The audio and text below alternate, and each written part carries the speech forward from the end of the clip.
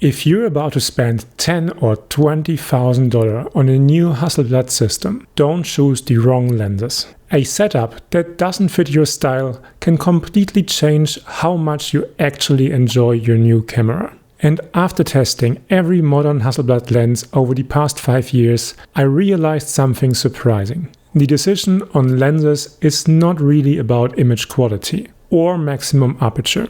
It's about efficiency versus experience. So today, let's figure out which Hasselblad lenses are actually right for you. I know it's easier to compare aperture values and sharpness charts online. And honestly, what can you really do if you don't have the lenses right in front of you? But trust me, in real-world photography, those numbers rarely make a big difference. When I decide whether to bring a zoom lens or a set of primes, I really only ask myself one question. Do I need to create a complex set of images as efficiently as possible? Or do I have the freedom to slow down and experiment? If maximum efficiency matters, I reach for the X2D II. If I have more time and creative freedom, I pack a set of primes instead. Why? Let's break this down together through 4 categories. It's actually pretty simple. A zoom lens is bigger than a prime lens, but still smaller and lighter than packing 2 or 3 primes in your backpack, at least on paper. Because once you actually start photographing, the situation changes significantly. When I intentionally go out for photography, whether that's a client production or a personal project, I have absolutely no problem working with a zoom like the X2D II. Sure, with its 36mm filter thread and a total setup weight of around 1.7 kg or 61 ounces, together with the X2D Mark II, this is definitely not a pocket camera. But honestly, it handles beautifully. I love the deep grip of the X2D cameras, and even this relatively large lens feels very balanced in the hand. And during most professional shoots, I don't actually walk that much. I'm usually working around a building, inside a studio, or close to my tripod, and I can put the camera down whenever I need to. In those situations, a zoom lens is incredibly efficient. No constant lens changes, no interruptions. I can instantly adjust my framing from exactly where I'm standing and react quickly to changing situations. Prime lenses enter my bag for a completely different kind of photography. When I'm working for hours, when I have time, or when photography is not the main purpose of the day. Because the reality is simple. A zoom lens is just too heavy and bulky to casually carry around your neck for an entire day. And if I'm not actively photographing all the time, I simply don't want a heavy camera hanging from my shoulder. This happens to me a lot during personal work where I first have to search for images, whether that's inside the chaos of a city or hiking through the mountains. And when the number of steps becomes much larger than the number of photographs I actually take, that's when primes become my best friend. At that point, I don't really mind carrying 1 or 2 additional lenses in a jacket pocket or sling bag, as long as the camera in my hand stays compact and lightweight. But of course, there is another reason many photographers gravitate towards prime lenses. Because the moment you start looking at zoom lenses online, you'll immediately hear the same argument. But isn't f4 too slow? Honestly, when I look at the best images of my portfolio, almost none of them, except for astrophotography, were shot wide open. Whether you photograph landscapes, street, architecture or products, most of these genres require at least f5.6 anyway to get enough depth and detail in the image, especially on medium format. And even for portraits, I usually work around f4 or smaller because I want the entire face, from the eyes to the tip of the nose, to stay sharp. For me, a great image is not created by drowning everything in an ocean of bokeh. It comes from strong composition and a balanced relationship between foreground and background. If your photography heavily focuses on astrophotography or ultra-shallow depth of field portraits, you probably already know that a prime lens is your best friend. But otherwise, don't overthink the loss of one stop of light too much. In real-world photography, the difference is surprisingly small. And with the excellent IBIS performance of the X2D Mark II and Hasselblad's natural noise reduction, low light performance is honestly much less of a concern than many people think. After 15 years as a professional photographer, I've noticed how much lenses influence the way I actually photograph. There were periods where I worked almost exclusively with zoom lenses, and other years where I mainly used primes. And over time, I started noticing clear differences in my images. With a zoom lens, I get to my result very quickly.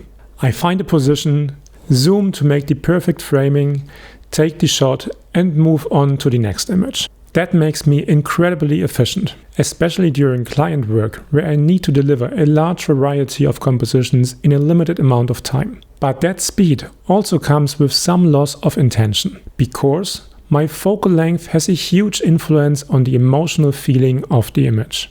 Longer focal lengths compress distance and make foreground and background feel visually closer together. And wider focal lengths exaggerate space, make foreground elements feel larger, and push the background further away. And when I choose a prime lens, I already think about those characteristics before I even mount the lens on the camera. With a zoom, that thought can disappear surprisingly quickly. But there's another important difference. A prime lens changes the way I move. Instead of quickly zooming into the perfect composition, I physically move through the space until all the lines and elements in the frame feel balanced. I start feeling the image with my body. As I walk through the scene and look through the viewfinder, I can see how the relationship between the visual elements change, and suddenly everything falls into place. And that process makes me feel much more connected to the photograph itself.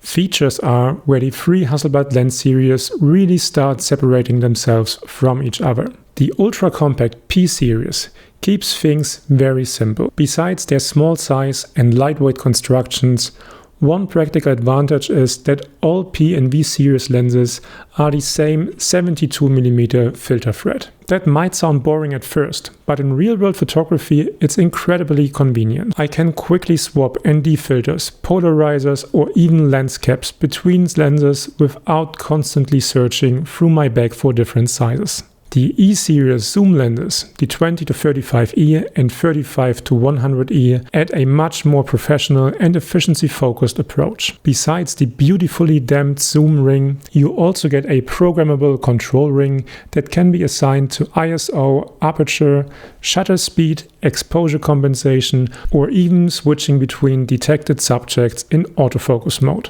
Especially during fast-paced client work, that kind of customization really speeds things up. If you want to see how I personally configure my X2D and X2D Mark II for intuitive shooting, you'll find my full setup guide linked below this video. But the most interesting lenses for me personally are definitely the V series primes, the 25, 38, 55 and 90V. Because these are the lenses where Hasselblad really started thinking deeply about the shooting experience itself. Yes, you still get the programmable control ring, but the real magic is the focus clutch. The moment you pull the focus ring forward, the camera instantly switches into manual focus mode. And unlike many modern focus-by-wire systems, it suddenly feels surprisingly mechanical and tactile. You get a proper distance scale, depth of field markings, and most importantly, consistency. For example, during astrophotography, I often spend a long time waiting for stars to appear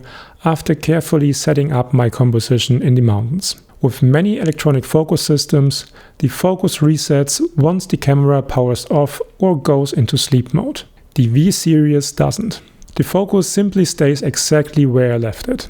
And honestly, that alone has saved some of my favorite images over the years. There are also some smaller differences in maximum shutter speed between these lenses. Some top out at a 1/2000th of a second, while others can reach 1/4000th of a second. For most photographers, this won't matter too much, but if you regularly shoot wide open in bright daylight or use flash outdoors, it can become surprisingly useful. And interestingly, there is one zoom lens that is also very capable of close-up photography. The 35-100E offers the strongest magnification of all modern Hasselblad lenses with a ratio of 1:4, which can be even more amplified with the extension tubes. Finally, almost all modern P, V and E series lenses support the new continuous autofocus system of the Hasselblad X2D Mark II, with the exception of the older XCD 45P. There are also a few practical things most people rarely talk about when comparing zooms and primes on the Hasselblad system. One of them is dust.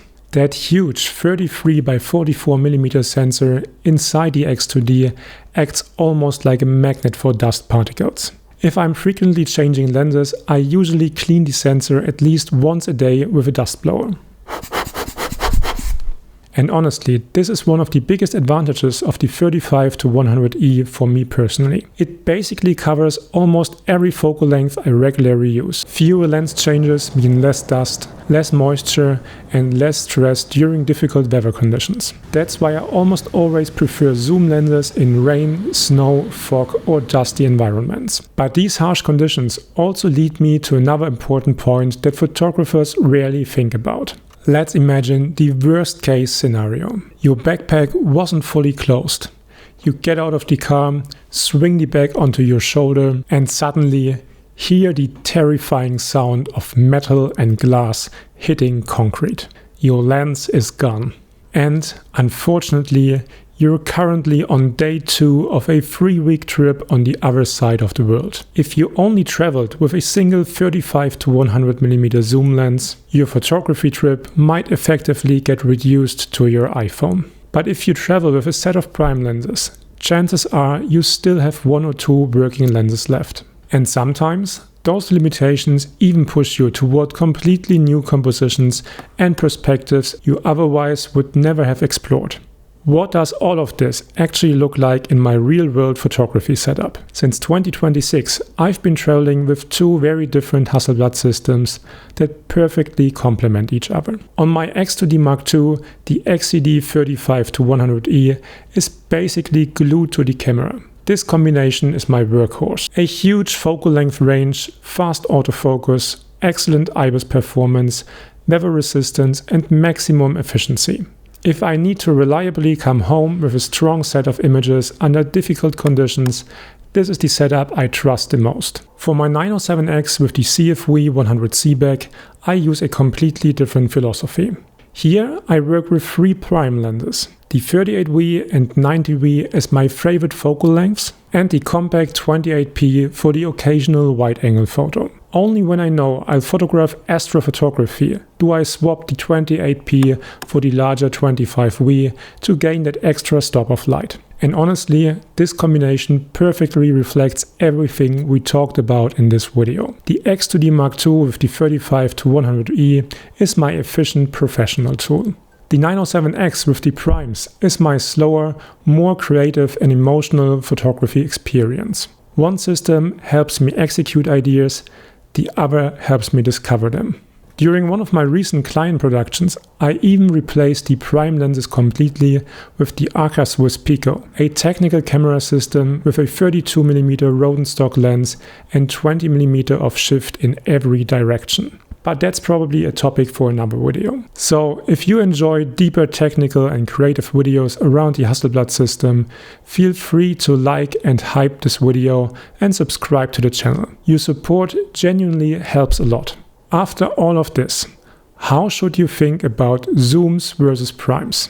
If your Hasselblad is primarily a professional tool, if you often work under time pressure, need to react quickly to changing situations, or regularly photograph in difficult environments like snow, rain, dust or storms, then a zoom lens will probably make your life much easier. But if photography is more about slowing down, exploring, experimenting, and enjoying the process itself, then the V-series prime lenses are honestly something very special. Especially if you enjoy working deliberately from a tripod, using manual focus, or simply building a stronger connection to the way you compose images. And if budget is not the biggest limitation, combining both approaches creates an incredibly flexible and reliable Hasselblad system. If this video helped you with your lens decision, you'll find links and discount codes for the DJI stores in Germany and Austria below the video for all Hasselblad and DJI products. And if you want to actually try these lenses in person before making a decision, feel free to join one of my Hasselblad Master classes this year